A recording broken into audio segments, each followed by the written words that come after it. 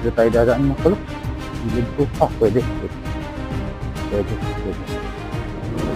Tignan nyo at sabay adventure pa ito mga kalok. So dito tayo dadaan sa ilog na dry na ilog mga kalok.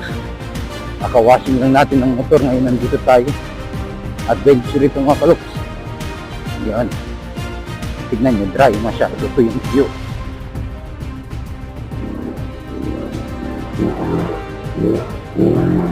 Bundok. Kapit pa tayo dun mga kaluks sobrang dulas. Kasi parang ano siya putik na hindi ko maintindihan. Basta madulas siya mga kaluks. Tapos paakyat pa. Madulas tayo. Lapit pa sana mga kaluks.